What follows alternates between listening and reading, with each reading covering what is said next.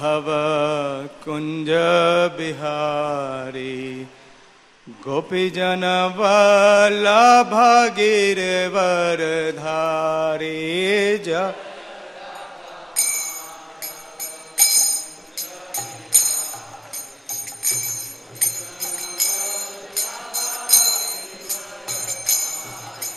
जय राधा माधव कुंज बिहारी गोपीजन वल्लभ गिरवर धारी जय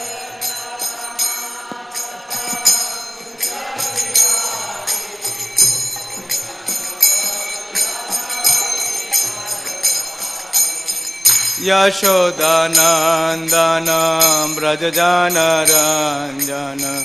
जमुना तीरवनचारी यशोदान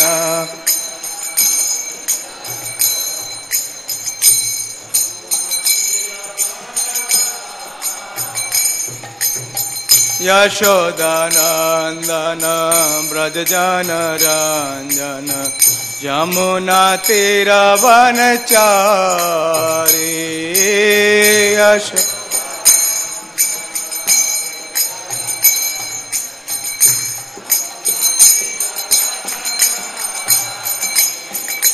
जय राधा माधव कुंज बिहारी गोपीजन वल्लभ गिरवर धारी जय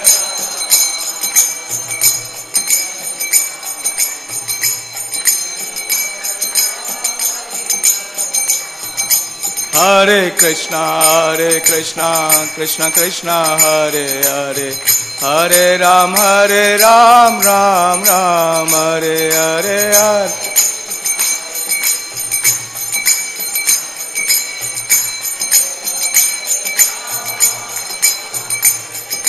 हरे कृष्णा कृष्ण कृष्ण हरे हरे हरे राम राम राम हरे हरे हरे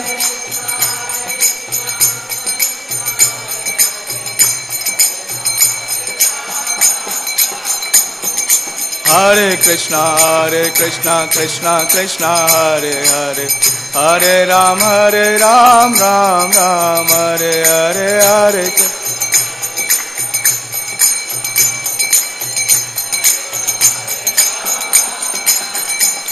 जय राधा पर्थ सरते राधा पर्थ सरते राधे जय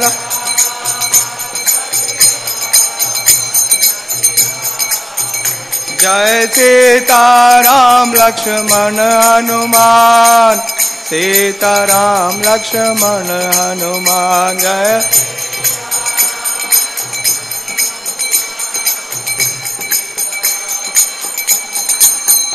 निताय गौर हरि बोल हरि बोल हरि बोल निताय गौर हरि बोल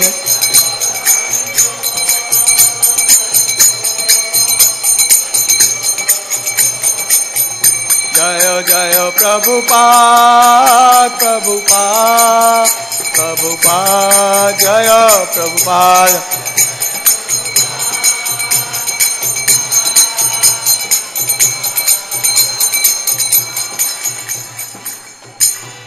जय ओम विष्णुपाद परमहंस परिवाजकाचार्य अष्टोत्तर शत श्रीमद कृष्ण कृपा श्रीमूर्ति अभय चरणारविंद भक्ति वेदांत स्वामी शील प्रभुपाद की जय ओम विष्णुपाद परमहंस परिवाजकाचार्य अष्टोत्तर शत श्रीमद श्री भक्ति सिद्धांत सती ठाकुर गोस्वामी प्रभुपाद की अनंत कोटि वैष्णव वृंद की जय नामाचार्य श्री हरिदास ठाकुर की जय प्रेम से कहो श्री कृष्णा चैतन्य प्रभु नित्यानंद श्री अद्वैत गदाधर शिवासादि गौर भक्त वृंद की जय श्री श्री राधा पार्थसारथी गोप गोपीनाथ श्याम कुंड राधा कुंड गिरि गोवर्धन की जय श्री वृंदावन धाम की जय श्री मथुरा धाम की जय श्री द्वारकापुरी धाम की जय नवदीप मायापुर धाम की जय पुरुषोत्तम क्षेत्र जगन्नाथपुरी धाम की जय गंगा माई की जय जमुना माई की जय तुलसी देवी की जय भक्ति देवी की जय उपस्थित सभी भक्त वृंद की जय Nitai Gaur Premanandi all glories to the assembled devotees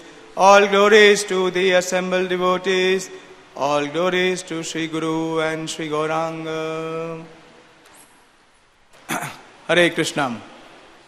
क्योंकि अब जो आने वाला उत्सव है वो बहुत विशेष है, विशेष रूप से गौड़िया वैष्णवों के लिए, क्योंकि भगवान श्री कृष्ण का आविर्भाव जन्माष्टमी। तो अप टू जन्माष्टमी के आने तक भगवान का जो दिव्य लीलाएं हैं उसके ऊपर बोलने के लिए मुझे आदेश दिया गया है। बोलने का प्रयास करूंगा। ओम नमो भगवते वासुदेवाय।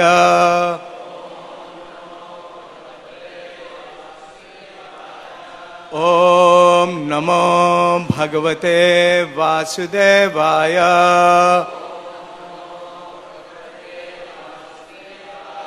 ओम नमो भगवते वासुदेवाय। कृष्णाय वासुदेवाय देवकी नंदनाय च नंदगोप कुमाराय गोविंदाय नमो नमः। तो आज का जो लीला है वो बहुत विशेष है। यह है भगवान श्री कृष्ण का गोवर्धन पर्वत को उठाना। ये 10वां स्कंद, जो श्रीमद् भागवतम का 10वां स्कंद है, बहुत विशेष है, क्योंकि इसके शुरू में, मध्य में और अंत में सारे में क्या है? भगवान श्री कृष्ण की दिव्य लीलाएं हैं, वृंदावन, मथुरा और द्वारिका।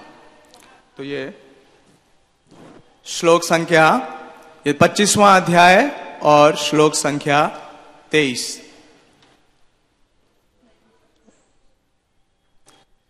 शुत त्रिद्व्यथम सुखापेक्षम हित्वा तैर्व्रजवासिभिः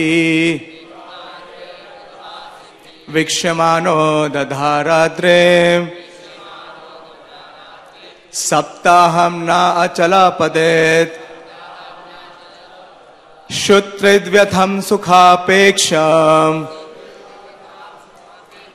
हित्वा तैर्व्रजवासिभिः वीक्ष्यमानो दधाराद्रेम सप्ताहं न चलत्पदत्। शुत त्रिद्व्यथम सुखापेक्षम हित्वा तैर्व्रजवासिभिः वीक्ष्यमानो दधाराद्रेम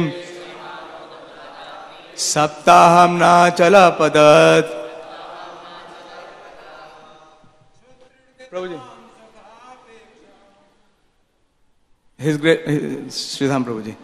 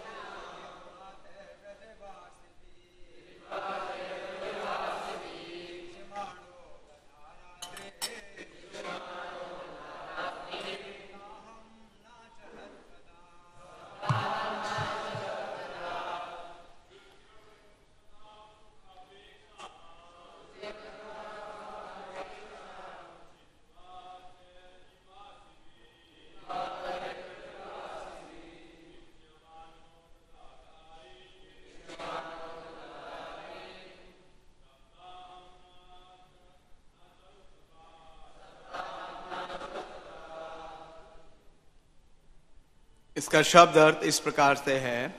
शत भूख, त्रुट तथा प्यास, व्यथाम पीड़ा, सुख सुख का, अपेक्षाम सारा विचार, हित्वा ताक पर रखकर, तय उन व्रजवासी भी व्रजवासियों के द्वारा वीक्षमाण देखें जाकर धधार धारण किए रहे अद्रिम पर्वत को सप्ताहम 7 दिनों तक ना चलत हिले डुले नहीं पदार्थ उस स्थान से।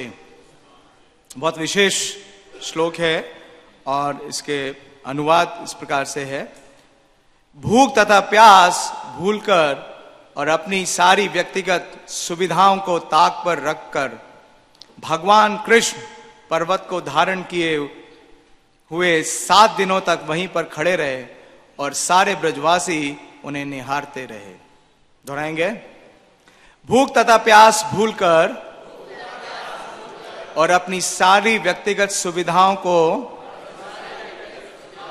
ताक पर रखकर भगवान कृष्ण पर्वत को धारण किए हुए 7 दिनों तक वहीं पर खड़े रहे और सारे ब्रजवासी उन्हें निहारते रहे। प्रयास करिए इस सीन को अपने सामने लाने के लिए कि भगवान श्री कृष्ण सब कुछ भूल के अपनी सारी व्यक्तिगत सुख सुविधा, यहां तक कि भूख और प्यास को भी भूल गए और क्या किया उन्होंने? गिरिराज जी को धारण किया। कितने दिनों तक? 7 दिनों तक। और इन 7 दिनों तक उनके जितने ब्रजवासी हैं वो क्या कर रहे थे? भगवान को निहार रहे थे। इसका तात्पर्य में श्रील प्रभुपाद जी विष्णु पुराण से, यहाँ ठीक, प्रभुपाद जी के शिष्यों ने लिखा है, उसी परंपरा से लिखा है, प्रभुपाद जी के आशीर्वाद से लिखा है। तो प्रभुपाद जी के शिष्यों ने इसके अनुवाद में लिखा है, विष्णु पुराण से एक श्लोक उदित किया है। वो श्लोक इस प्रकार से है कि व्रजेक वासिभीर हर्षा विस्मिते अक्षर निरीक्षिता गोपा गोपी जनेर हर्षिता प्रीति विस्परहति एक क्षण समस्त्य मना चरिता कृष्ण शैलम अधारयत।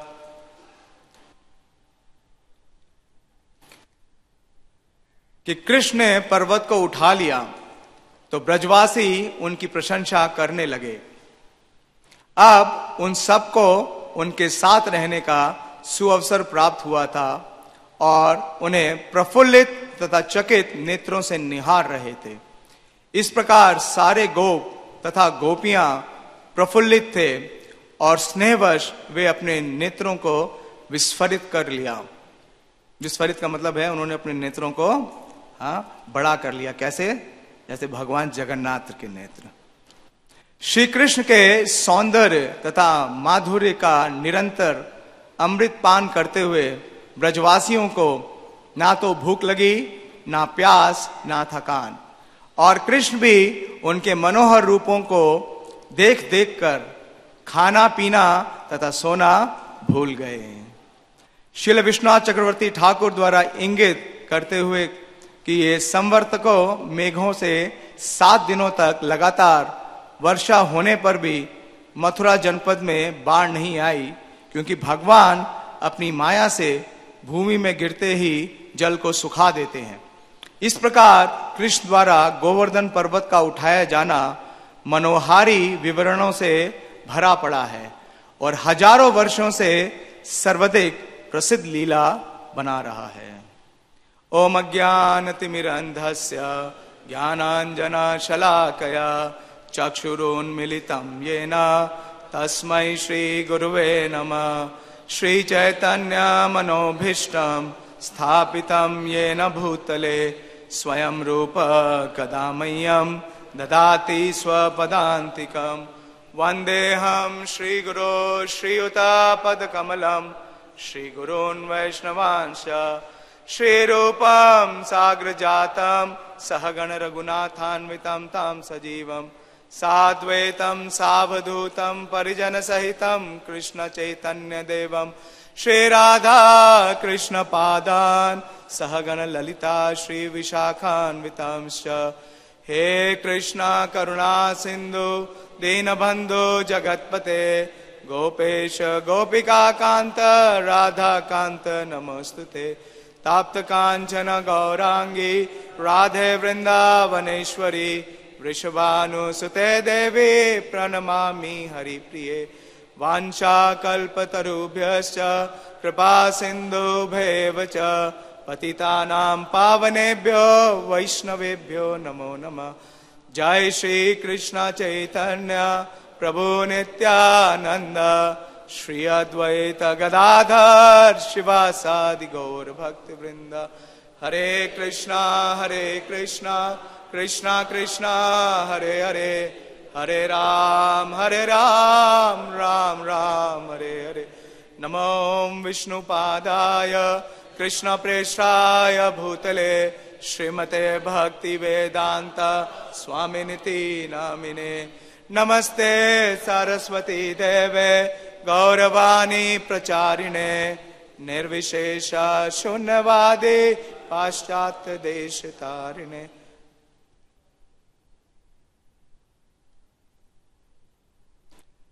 ये बहुत विशेष लीला है, बहुत मनोहारी लीला है। और श्रील प्रभुपाद जी एक बहुत विशेष बात हमेशा भगवान श्री कृष्ण की लीलाओं के लिए बोलते हैं। हम हमेशा श्रीमद् भागवतम की कक्षा से पहले क्या गाते हैं? जय राधा माधव गोपी जन वल्लभ गिरिवरधारी। तो जितने भी इस भौतिक संसार के बद्ध जीव हैं उन्हें ये लाइन बहुत पसंद आती है। कौन सी? प्रभुपाद जी बोलते हैं गोपी जन वल्लभ, कि जो गोपियों के साथ भगवान श्री कृष्ण की लीलाएं हैं। कौन सी लीला? रास लीला। और एक बार प्रभुपाद जी लॉस एंजलिस में अपना प्रवचन दे रहे थे श्रीमद् भागवतम में 11 जून 1976 में।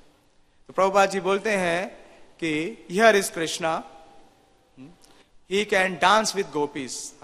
भगवान श्री कृष्ण है और वो क्या करते हैं? गोपियों के साथ रास करते हैं।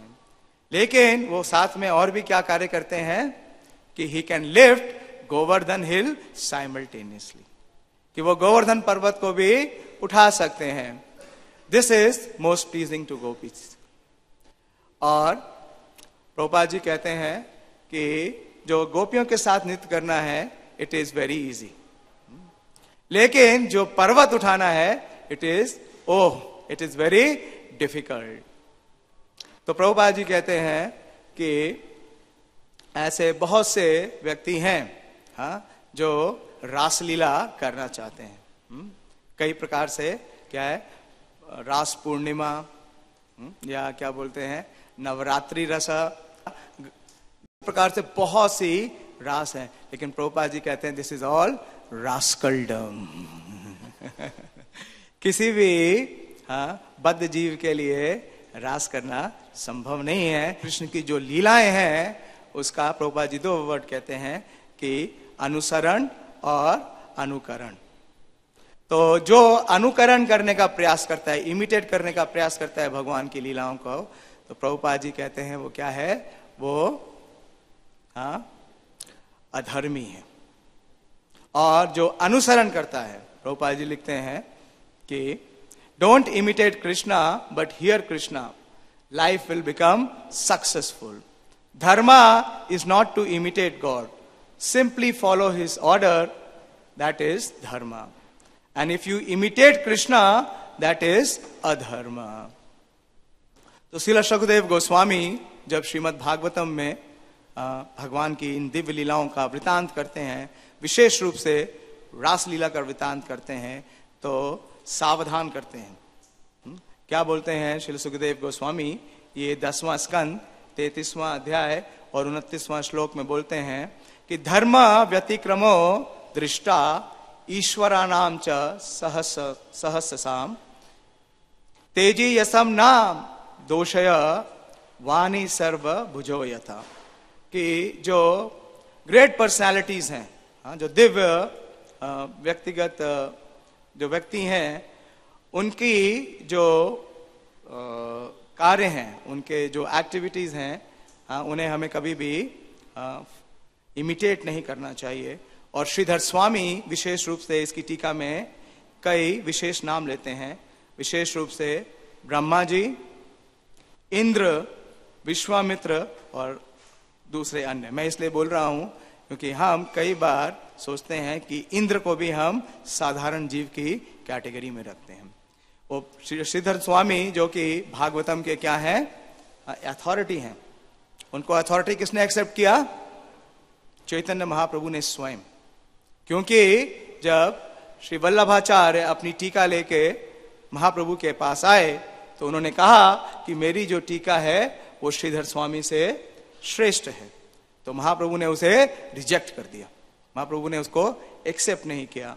तो श्री श्रीधर स्वामी कहते हैं कि ऐसे जो श्रेष्ठ जन हैं जिन्हें भगवान ने नियोजित किया है, ऐसे व्यक्ति अपनी स्थिति से कभी भी च्युत नहीं होते। इसलिए अगर हम इनकी जो कार्य प्रणाली है उसका अगर हम अनुसरण करते हैं तो क्या होगा?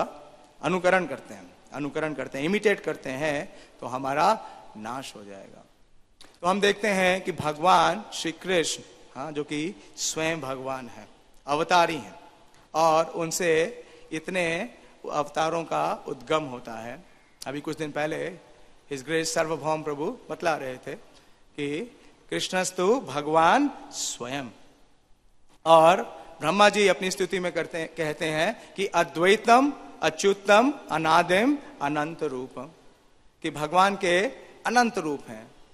लेकिन भगवान के जितने भी रूप हैं, जितने भी उनके एक्सपेंशंस हैं, उनके विस्तार हैं या उनके अंश हैं, स्वांश हैं, उनके प्लेनरी पोर्शंस हैं या उनके इनकारनेशंस हैं, उन सब में उनकी जितनी भी लीलाएं हैं उसमें से भगवान श्री कृष्ण की जो लीला है इसमें 5 बहुत विशेष दिव्य गुण हैं। इसे शिला विश्वनाथ चक्रवर्ती ठाकुर श्रीमद् भागवतम के एक तात्पर्य में बोलते हैं।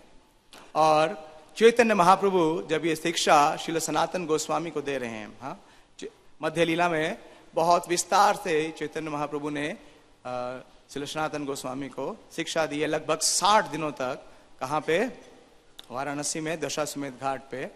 और मध्य लीला 21 और 99 से लेकर के और 105 तक विशेष रूप से बोलते हैं कि कृष्णेर यतेक खेला सर्वोत्तम नरलीला, कि भगवान श्री कृष्ण के जितने भी पास टाइम्स हैं या एक्सपेंशन हैं या अवतार हैं उसमें से सबसे श्रेष्ठ सर्वोत्तम कौन सी है? नरलीला। नरवपु तहारा स्वरूप, क्योंकि भगवान का जो स्वरूप है वो क्या है? जस्ट लाइक ह्यूमन फॉर्म है। प्रभुपाद जी लिखते हैं कई जगह कि भगवान का जो श्याम सुंदर रूप है। और विशेष क्या है कि गोप वेश वेणुम करा नव किशोरा नटवरा गिरिवर धरा। ये लाइन मुझे बहुत प्रेरित की। गोप वेशा वेणु करा नव किशोरा गिरिवर धरा।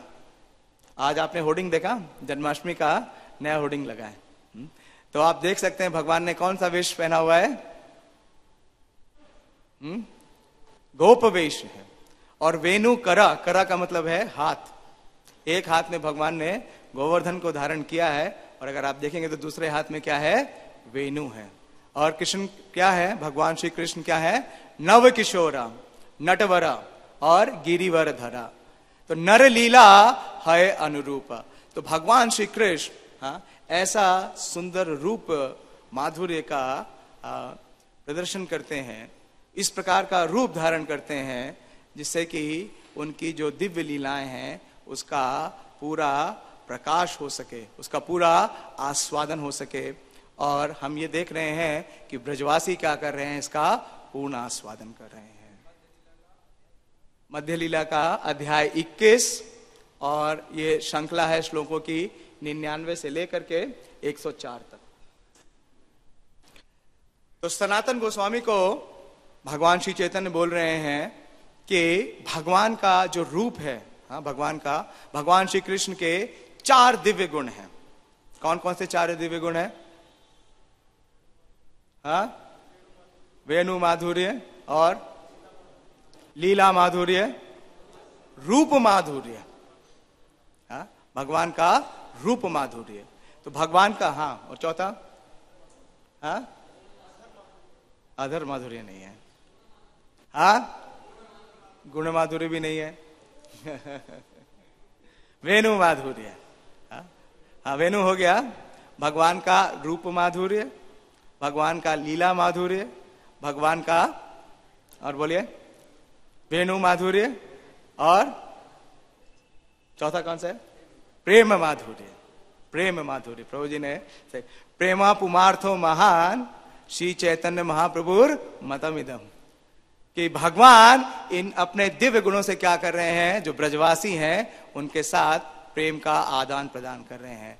और प्रेम में इतनी प्रगाढ़ता है कि भगवान श्री कृष्ण स्वयं अपनी भूख और प्यास और थकान को भूल गए हैं। और जो ब्रजवासी हैं, जब उनका अलौकिक माधुर्य, उसके रूप माधुर्य का दर्शन कर रहे हैं, तो वो भी क्या कर रहे हैं, श्री श्री राधा पारसारथी भगवान की जय, श्री श्री गौर निताई की जय, श्री श्री सीताराम लक्ष्मण हनुमान की जय, कि वो भी रेसिप्रोकेट कर रहे हैं। कैसे रेसिप्रोकेट कर रहे हैं? कि वो भी अपनी भूख और प्यास को भूल गए हैं।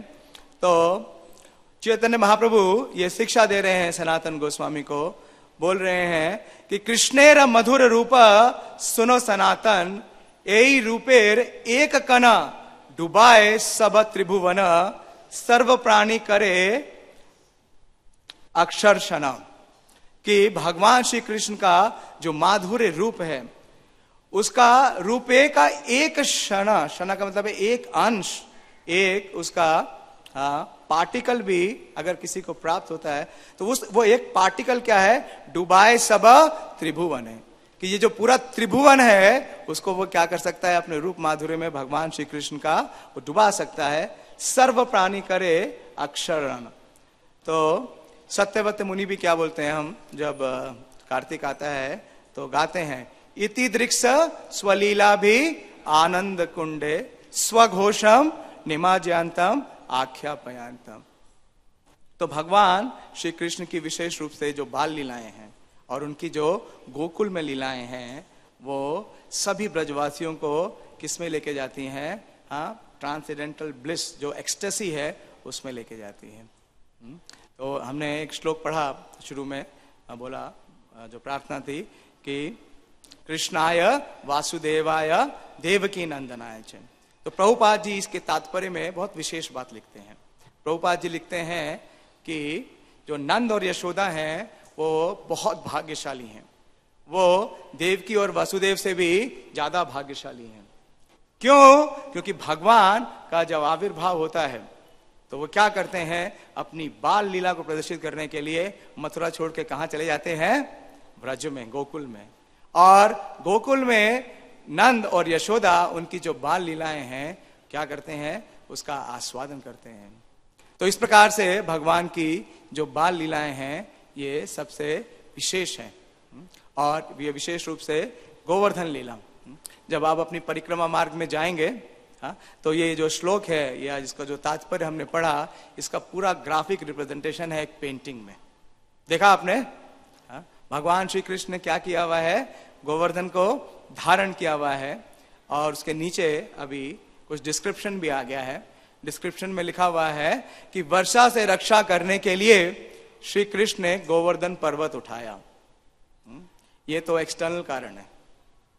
भगवान जब भी प्रकट होते हैं तो उसके दो कारण हैं। कृष्णदास कविराज गोस्वामी समझाते हैं कि एक एक्सटर्नल है, यानी कि एक बाहरी कारण है, और एक अंतरंग कारण है।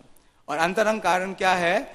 उस समय उनके श्री राधा, आपने शायद इसको करवाया है कि उस समय उनके श्री राधा तथा सखियों के साथ प्रेम संकेत हो रहे थे। तो वास्तव में जितने भी ब्रजवासी हैं, उनके लिए ये बहुत ही विशेष अवसर था। एक बहुत बड़ा ग्रैंड फीस्ट था। हाँ? हमें भी फीस्ट मिलता है, लेकिन उस फीस्ट से क्या होती है, हमारी भूख और प्यास बढ़ जाती है। जैसे ही हम फीस्ट का नाम सुनते हैं, हमारी भूख और प्यास बढ़ जाती है। लेकिन ये फीस्ट है भगवान के दिव्य रूप के दर्शन का, हाँ? उन्हें निहारने का। श्रीमती रुक्मणी देवी बोलती हैं कि रूपम दृश्यमिताम अखिलार्थ लाभम, कि भगवान का जो रूप है, रूपम दृश्यमिताम, अगर हम भगवान के इस दिव्य रूप का दर्शन करते हैं, कैसे किया उन्होंने? श्रवण के माध्यम से। अखिलार्थ लाभम, कि इस पूरे त्रिभुवन में इससे बड़ा कोई लाभ नहीं है। त्वयि में अविश्य चित्तम, और मेरा चित्त क्या हो चुका है? इस रूप में पूरी तरह प्रविष्ट हो चुका है। अपत्रपम में, और मैं क्या हो चुकी हूं? निर्लज हो चुकी हूं, क्योंकि आपका जो ये रूप है, हाँ, इसमें जो मेरा चित्त है, जो मेरा मन है, पूरी तरीके से आसक्त हो चुका है। तो ये दिव्य सुंदर स्वरूप जिसका भगवान इस समय अपने ब्रजवासियों के साथ प्रेम का प्रदर्शन कर रहे हैं। और एक और विशेष बात कि जो योग माया है, हाँ, योग माया शक्ति, हाँ, द्वारा ये भूल गए ब्रजवासी कि जब भगवान श्री कृष्ण ने गोवर्धन धारण किया तो वो क्या देख रहे थे? कि कृष्ण के साथ अपना निकटतम संबंध। तो भगवान श्री कृष्ण की जो लीलाएं हैं उसमें दो बहुत विशेष बात है। क्या है? कि स्वीटनेस यानी कि माधुर्य, और इंटीमेसी यानी कि अंतरंगता। तो ये जो स्वीटनेस और इंटीमेसी है, ये ऑपुलेंस को क्या करता है? ब्रज में कवर कर देता है। जो ऐश्वर्य है उसका प्रदर्शन नहीं होता। तो इस प्रकार से ये विशेष लीला है। तो हम थोड़ा श्रीमद् भागवतम से इसके ऊपर बोलने का प्रयास करेंगे, और अंत में इससे जो हमें शिक्षा मिलती है, हमारे लिए हर लीला से दो विशेष बातें हैं। हमारे आचार्य बतलाते हैं कि एक तो तत्व कि ट्रुथ क्या है, और उस ट्रुथ से हमें संदेश यानी मैसेज मिलता है भगवान का, और दूसरा है कि भगवान का स्वीटनेस और इंटीमेसी। तो हम रोज सवेरे गाते हैं, हाँ, गुरु अष्टकम में कि श्री राधिका माधवयोर अपारा माधुर्य लीला गुण रूप नामना। कौन आस्वादन कर रहा है? प्रतिक्षणा स्वादन लोलुपस्या वंदे गुरु श्री चरणारविंदम। तो ये जो दोनों तत्व हैं, जो मधुरता का और जो उससे शिक्षा है, वो हमारे आचार्य बतलाते हैं। तो पहले हम थोड़ी विवेचना करते हैं कि क्या सीन था, कैसी परिस्थिति थी जिसमें कि भगवान श्री कृष्ण को गोवर्धन का धारण करना पड़ा, और उस समय क्या भाव थे, क्या चेतना थी ब्रजवासियों की। कि तो श्रील सुखदेव गोस्वामी कह रहे हैं, ये जो लीला है कौन सुना रहा है? सुखदेव गोस्वामी सुना रहे हैं परीक्षित महाराज को। और आप देखिए, परीक्षित महाराज अब इस 10वें अध्याय में आए हैं। अगर आप तीसरे स्कंद में जाएंगे तो परीक्षित महाराज से पूछते हैं कि आपको भूख प्यास तो नहीं लग रही, आपको थकान तो नहीं हो रही है? और परीक्षित महाराज क्या कहते हैं कि जो ये भगवान की लीलाएं हैं, जबकि लीला शुरू नहीं हुई है, भगवान के जो भक्त हैं उन्हीं की लीलाएं बतलाई जा रही हैं, उनका जो मैं पान कर रहा हूं उससे मेरी सारी थकान क्या हो चुकी है? मिट चुकी है। मेरी भूख और प्यास भी समूल नाश हो चुकी है। तो जब आप जानते हैं, इससे पीछे की पृष्ठभूमि संक्षेप में, कि भगवान जो दिव्य लीलाएं कर रहे हैं उससे अपने जो निकटतम ब्रजवासी हैं उनका प्रेम का क्या कर रहे हैं? आस्वादन कर रहे हैं, और प्रेम का वर्धन भी कर रहे हैं। प्रतिक्षणा स्वादन लोलुपस्य, या पूर्णामृता स्वादनम प्रतिपदम, कि ये जो प्रेम का आस्वादन है ये क्या है? इसका विस्तार होता है। तो भगवान ने 24वें अध्याय में हम देखते हैं कि उन्होंने जो याज्ञिक ब्राह्मण है वो क्या कर रहे थे? वो यज्ञ अनुष्ठान कर रहे थे, लेकिन भगवान की सत्ता को स्वीकार नहीं कर रहे थे, बल्कि जो यज्ञ पत्नी है, जो कि ब्राह्मणी है, उनके माध्यम से भगवान ने उनको शिक्षा दी कि यज्ञ करने की कोई आवश्यकता नहीं। 23वें अध्याय में इस स्कंद के। और 24वें में हम देखते हैं कि इससे पहले वाले अध्याय में कि जितने ब्रजवासी हैं वो भी एक और अनुष्ठान कर रहे थे। वो क्या अनुष्ठान कर रहे थे? कि वो इंद्र को प्रसन्न करने के लिए एक बहुत बड़ा यज्ञ कर रहे थे, जो कि उनके यहाँ ये रीति रिवाज कई पीढ़ियों से चल रहा था। और भगवान श्री कृष्ण उस समय केवल 7 वर्ष के थे, 7 वर्ष के श्री कृष्ण, और उन्होंने 7 दिनों तक ही गिरिराज का धारण किया, और 7 दिन तक ही श्रीमद् भागवतम की कथा परीक्षित महाराज ने सुनी। तो इस प्रकार से भगवान ने उन्हें प्रश्न किया और उन्हें कहा कि आपको इंद्र की पूजा करने की कोई आवश्यकता नहीं है। ये जितनी देवी देवता है इनको पूजने की आवश्यकता नहीं है। भगवान ने कर्म मीमांसा का जो दर्शन है उसे प्रस्तुत किया और कहा कि अगर आप अपना कार्य सही रूप से कर रहे हैं तो आपको किसी के पास जा करके कुछ याचना करने की आवश्यकता नहीं है। एक लेक्चर में मैं सुन रहा था, हिज होलीनेस आदरनाथ स्वामी महाराज कहते हैं कि जब तक आप अपने बिजली का बिल भर रहे हैं तो आपको जो बिजली मंत्री है उससे मिलने की कोई आवश्यकता नहीं है। आपकी बिजली काटी जाएगी? नहीं काटी जाएगी। तो इसी प्रकार से भगवान ने कहा और केवल 7 वर्ष के बालक हैं और ब्रजवासियों में जो श्रेष्ठ हैं वो उनके पिता नंद महाराज, उन्होंने स्वीकार कर लिया।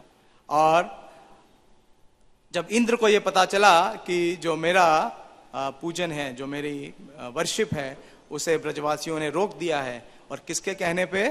एक 7 वर्ष के बालक कृष्ण के ऊपर कहने से, तो बहुत क्रोधित हुए।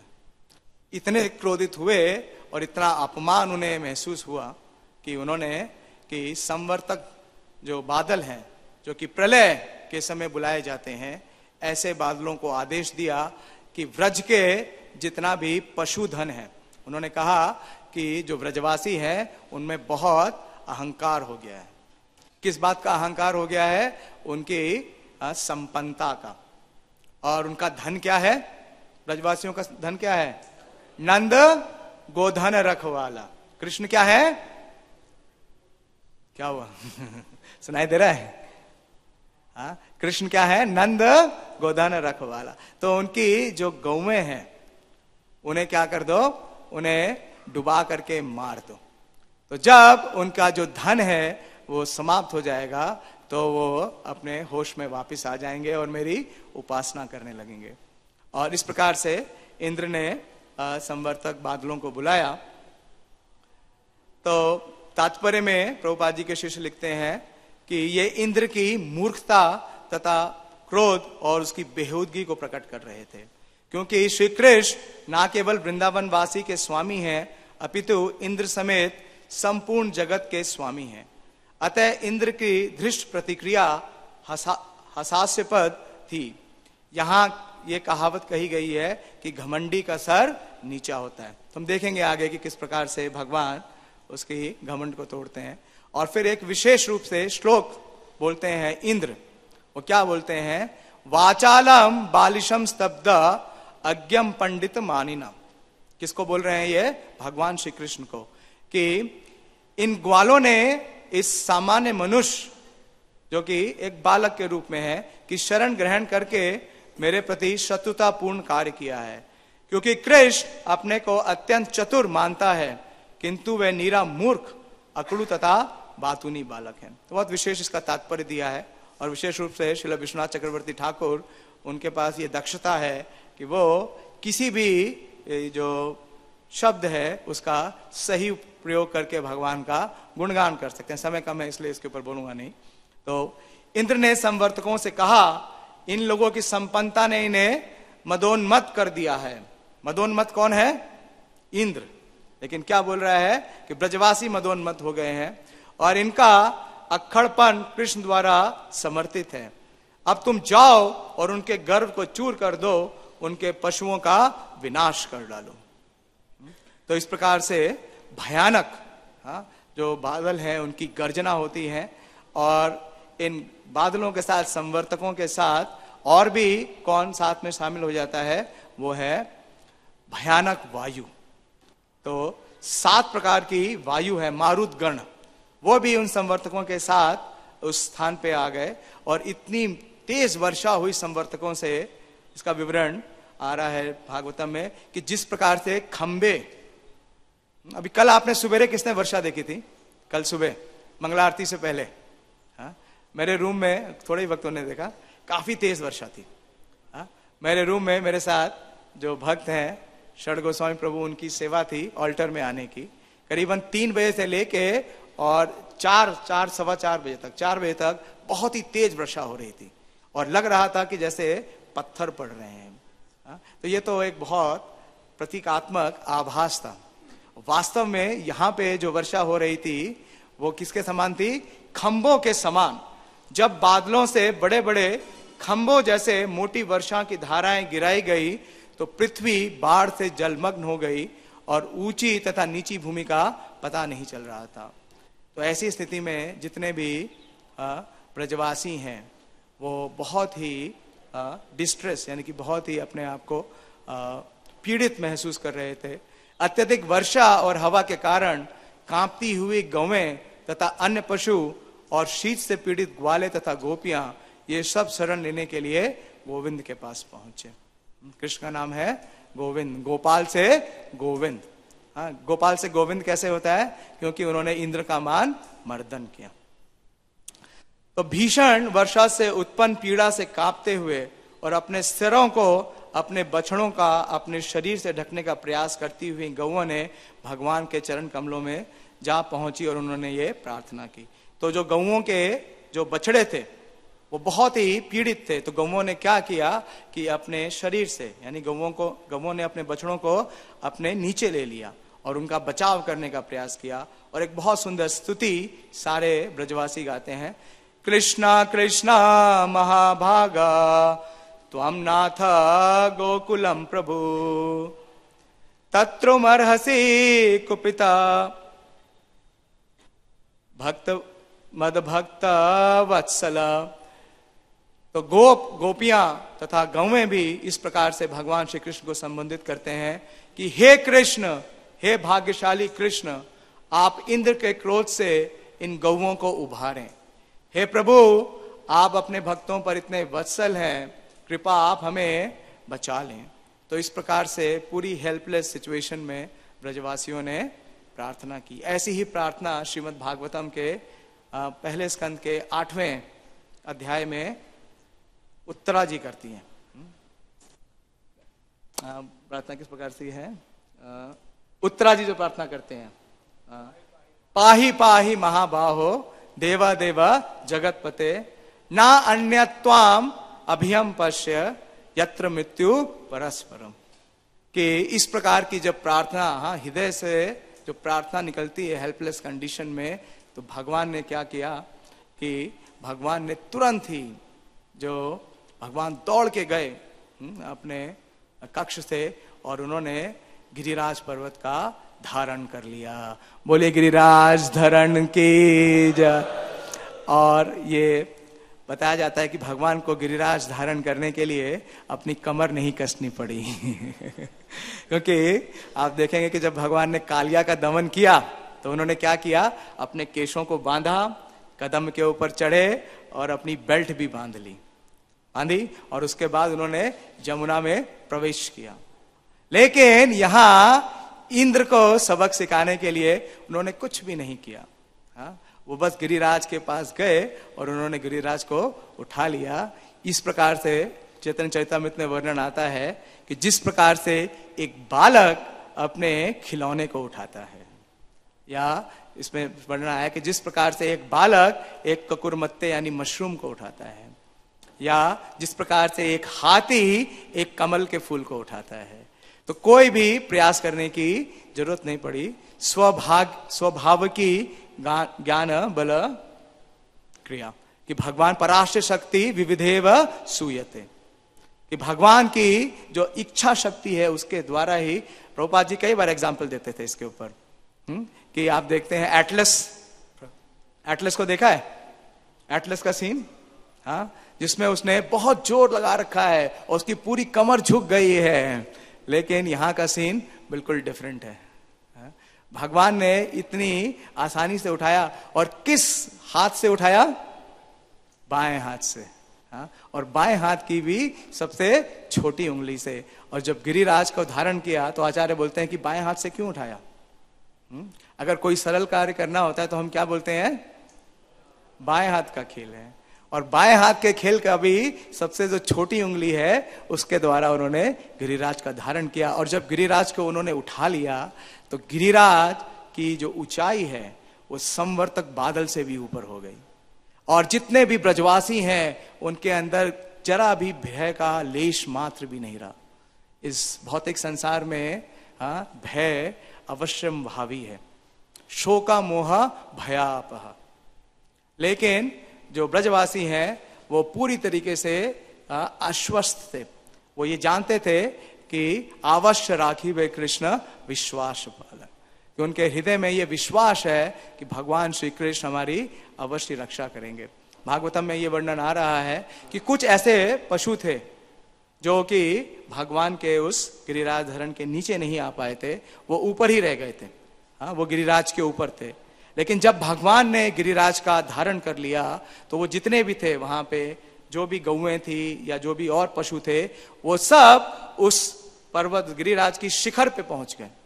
और इंद्र अपने पूरे प्रहार से, अपने पूरे प्रयास से संवर्तकों के द्वारा लगातार खंभों जैसी वर्षा कर रहा था और अपना जो उसका वज्र है उस वज्र से वज्रपात कर रहा था, लेकिन उन गौओं तक पे कोई असर नहीं था। वो पूर्ण रूप से आश्वस्त थी। तो जो राखे कृष्ण मारे के, इतना आश्वासन होने के बाद जितने भी ब्रजवासी थे फिर क्या करते हैं कि लगातार भगवान के जो दिव्य रूप है उसको निहारते हैं।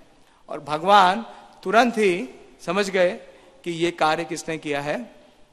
ये कार्य किसी और ने नहीं बल्कि इंद्र ने किया है।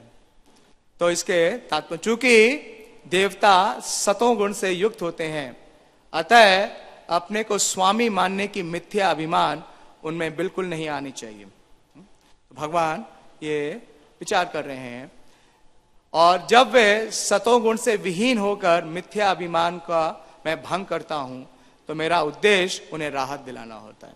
तो उसके तात्पर्य में बहुत विशेष बातें बताई गई हैं जो हमारे लिए शिक्षा है कि जब देवतागण या कोई भी अधिकारी, जिसे भी कोई पोस्ट या पोजीशन दी गई है, कि जब अपने उच्च पद के अनुरूप नहीं रह जाते और अपने समुचित व्यवहार से विपथ होते हैं, तो देवताओं के रूप में कार्य ना करके बद्ध जीवों जैसा कार्य करते हैं। तो मिथ्या अहंकार, वो क्या समझ रहे हैं, इंद्र की वो स्वामी है। ये तो एक प्रतीक है।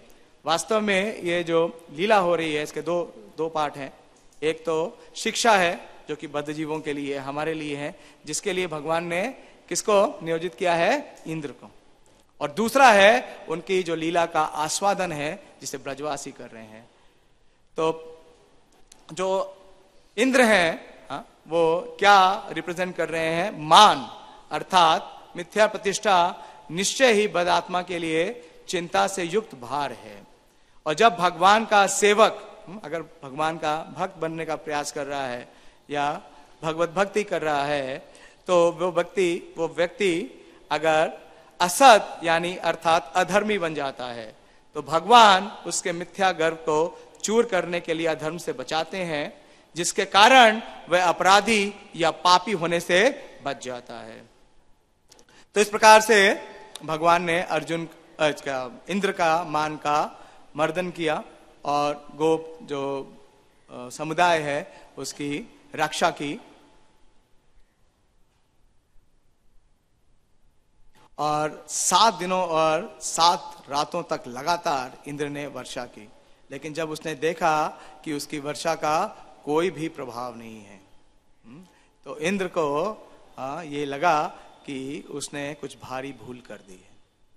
उसने कृष्ण को साधारण बालक समझ करके बहुत बड़ी गलती की है, अपराध की है। तो उसने वर्षा रोक दी, और जैसे ही वर्षा रोक दी तो जितने भी गौएं हैं और जितने भी ग्वाल हैं उन्हें भगवान श्री कृष्ण ने संकेत किया कि वो सब अपने घरों की तरफ लौटें। बहुत सुंदर एक श्लोक है जो इसका आखिरी श्लोक है कि जब अपने प्रेमी ग्वाल मित्रों तथा भगवान बलराम से घिरे हुए कृष्ण उस स्थान पर गए जहां वे अपनी गौवें चरा रहे थे, तो अपने हृदय को स्पर्श करने वाले श्री कृष्ण द्वारा गोवर्धन पर्वत के उठाए जाने तथा उनके द्वारा संपन्न किए गए यशस्वी कार्यों के विषय में सारी गोपियां प्रसन्नता पूर्वक गीत गाती हुई अपने घरों को लौट गई। तो भगवान श्री कृष्ण से तो इसका विशेष तात्पर्य है कि गोपियां अपने घरों से लौटने से पूर्व 7 दिनों तक क्या किया, उन्होंने अपने प्रेमी श्री कृष्ण से चुपके चुपके आंखें चार कर ली। और सामान्यतः वे कृष्ण के विषय में खुलकर बातें नहीं कर सकती थी, क्योंकि वे धार्मिक गांव की कुमारियां जो थी। किंतु अब उन्हें भगवान द्वारा इस अद्भुत प्रदर्शन का अवसर प्राप्त हुआ और उन्हें मुक्त भाव से कृष्ण की मनोहरी का गायन किया। ये स्वाभाविक है कि एक नव युवक किसी सुंदर युवती के समक्ष अद्भुत कार्य करना चाहता है। गोपियां अतीव सुंदर तथा शुद्ध हृदय वाली युवतियां थी और श्री कृष्ण उनके समक्ष अत्यंत अद्भुत कार्य संपन्न किए। फलस्वरूप वे उनके कोमल हृदय में गहरे प्रवेश कर गए। तो ये जो लीला है, इससे हमें कई शिक्षाएं मिलती हैं। और विशेष रूप से श्रील भक्ति विनोद ठाकुर अपनी कृष्ण संहिता में ये बतलाते हैं कि जितनी भी भगवान श्री कृष्ण की लीलाएं हैं, उन सब से हमारे किसी ना किसी अनर्थ का प्राकट्य होता है। और वो ये भी बोलते हैं कि जब तक हमारे हृदय में अनर्थ हैं, कितने अनर्थ हैं? कितने? 6 नहीं है, कितने लिखे हैं उन्होंने? 21 अनर्थ। कि जब तक ये 21 अनर्थ हमारे हृदय में है, तब तक ये ब्रज प्रवेश नहीं प्राप्त हो सकता। और जो ये भगवान की गोवर्धन धारण करने की जो लीला है, जो इसमें उन्होंने इंद्र के मान को भंग किया है, इससे जो टीचिंग्स मिलती है उसमें विशेष रूप से जो अनर्थ है वो क्या है कि हमारा जो अभिमान है। भगवान भगवत गीता में 20 आइटम्स ऑफ नॉलेज देते हैं और पहला ही आइटम क्या लिखते हैं? अमानित्वम अदम्भित्वम। और 20 आइटम्स ऑफ नॉलेज आने के लिए क्या करना पड़ेगा? पहले इस 21 अनर्थों से निवृत्त होना पड़ेगा। विशेष रूप से जो ये अनर्थ है, जो प्राइड का है कि, और दूसरा डेमी गॉड्स वर्शिप। भगवान ने इस लीला से दूसरा अपने जो ब्रजवासी हैं और जितने भी भक्त हैं उन सबको ये संदेश दिया है कि देवताओं की उपासना करने की कोई आवश्यकता नहीं है। भगवान भगवत गीता में ये सिद्धांत देते हैं, कामस्तस्त हित ज्ञाना प्रपद्यन्ते अन्न देवता अंतवंतु फलम तेषाम तद भवति अल्पमेधसाम। कि और वास्तव में जितने भी ये जो फल देवताएं लोग देते हैं, ये फ्रूटिव एक्टिविटी है कि जो भोगने की जो इच्छा है या कुछ आर्थिक लाभ पाने की इच्छा है, ये क्या है? ये हमारे भक्ति में बहुत बड़ी बाधा है। तो और दूसरा ये समझना कि मैं सुप्रीम हूं, जिस प्रकार से इंद्र ने समझा कि मैं क्या हूं? ईश्वर हूं, मैं स्वामी हूं और मेरी उपासना होनी चाहिए, स्वयं की उपासना यानी अहंग उपासना। तो कल हमने देखा था कि पूतनावत, तो पूतना किस अनर्थ का प्रतीक है? हाँ, हिपोक्रेसी नहीं, इसमें विशेष रूप से बताया गया किसका? धूर्त गुरु का, जो कि तो इस प्रकार से कई ऐसे गुरु हो सकते हैं इस संसार में। अभी बहुत से गुरु हैं जो आध्यात्मिक गुरु की भूमिका लेने का प्रयास कर रहे हैं, लेकिन क्या करते हैं कि इंद्रिय तृप्ति और मोक्ष के लिए प्रेरित करते हैं अपने शिष्यों को। और आज का जो विषय है उसमें विशेष रूप से श्रील भक्ति विनोद ठाकुर कह रहे हैं कि हमें सेंस ये झूठा अभिमान नहीं करना चाहिए। तो शिष्य के लिए ये बहुत आवश्यक है, जो भगवान की इन लीलाओं का आस्वादन करना चाहता है, कि वो अपने को कभी भी स्वामी नहीं माने। जीवेर स्वरूप होए कृष्णेर नित्य दास, कि वो दास है और उसे जो सेवा दी गई है तो उसे वो स्वीकार करे और कभी भी उस पोस्ट और पोजीशन को अपना ना समझे। आप हम देख सकते हैं कि भगवान श्री कृष्ण हम सभी के हृदय में किस रूप में विराजित है? विराजित नहीं है, खड़े हुए हैं परमात्मा रूप में। ईश्वर सर्वभूतानां हृदय देशा अर्जुना तिष्ठति। और भगवान ने भी क्या कर रखा है? परमात्मा के रूप में इस हमारे जो अनर्थ हैं उसके गोवर्धन को उठा रखा है। और कितने गोवर्धन उठा रखे हैं? 21, कम से कम 21। और यहां पे भगवान ने गोवर्धन का धारण कितने दिन तक किया? 7 दिन तक। लेकिन हमारे जो अनर्थों के गोवर्धन है उसको वो कितने जन्मों से उठा रहे हैं। 21 से भी ज्यादा जन्म है। तो ये बहुत विशेष है कि हम अपने अंदर से इस अहंकार का, अभिमान का, मैं अपने लिए कह रहा हूं, मेरे अंदर भी कूट कूट के भरा हुआ है अज्ञान और अहंकार। इस दोनों से हम आज प्रार्थना करें भगवान श्री कृष्ण से कि वो क्या करें कि हमारे भी इस अहंकार का नाश करें, जिस प्रकार से उन्होंने इंद्र के मान का मर्दन किया है। समय लगभग समाप्त हो रहा है, मैं यहीं पे शेष करूंगा। श्री गिरिराज धरण की, श्री गिरिराज महाराज की, श्रीमद् भागवतम की, श्रील प्रभुपाद की, निताय गौर प्रेमानंदी। बोलना चाहेंगे? श्री प्रभुपाद की जय। हरे कृष्णा, धन्यवाद। तो आज के श्लोक में जो क्षुत्रिड वृथाम की बात आई है, तो अनुवाद ऐसा है कि भगवान कृष्ण ने भूख प्यास का जो कष्ट है उसको मतलब भुला दिया। लेकिन दूसरा अर्थ ये भी निकलता है कि जो ब्रजवासी उन्होंने भूख प्यास के कष्ट को भुलाया। दोनों तात्पर्य में लिखा है, दोनों ने जब तो उन्होंने भगवान को देखा, तो भगवान के लिए तो ये बात है ही नहीं कि भगवान को भूख प्यास का कष्ट हो, क्योंकि जब गिरिराज गोवर्धन को उठाते समय उन्हें कोई कष्ट नहीं हुआ, तो भूख प्यास का कष्ट उनको क्यों होगा। तो इसलिए भगवान कृष्ण के लिए तो यह बात आती ही नहीं है कि भगवान कृष्ण को जो भूख प्यास का कष्ट होगा। दूसरा, सुखापेक्षा सुख की आवश्यकता, तो भगवान के लिए सुख की आवश्यकता नहीं, वो तो स्वयं सुख स्वरूप है।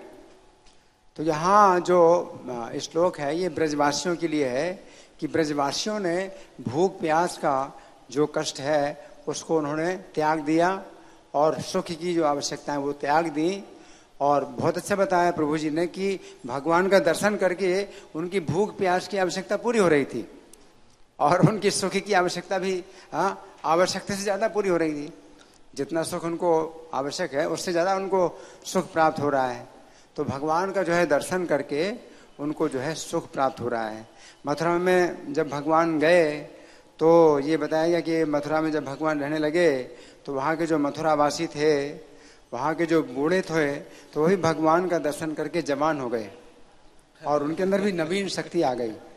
तो भगवान का दर्शन करके ही जो है पूरी शक्ति आती है और पूरा सुख प्राप्त होता है। तो यहाँ ब्रजवासियों को 7 दिन तक बड़ा अच्छा बताया कि फीस्ट मिला उनको, जो है कृष्ण के दर्शन का जो फीस्ट मिला। तो उसमें केवल फीस्ट में तो हमारे पेट खराब हो जाता है, यानी यहाँ भगवान के दर्शन का जो फीस्ट है तो उसमें जो है पेट भी अच्छा, मन भी अच्छा, निद्रा भी आती है। प्रभु जी, मैं देखता हूँ फीस्ट के बाद निद्रा आ जाती है। तो यहाँ निद्रा भी नहीं आ रही है। तो यहाँ जो एक ऐसा फीस्ट है जो दिव्य फीस्ट है, जो जिसमें ना तो नींद की आवश्यकता है, ना कुछ खाने की आवश्यकता है, ना पीने की आवश्यकता है। हरे कृष्ण। श्रीमद् भागवतम की जय। उपस्थित सभी भक्तवृंद की जय। निताय गौर प्रेमानंदी। श्री प्रभुपाद की जय।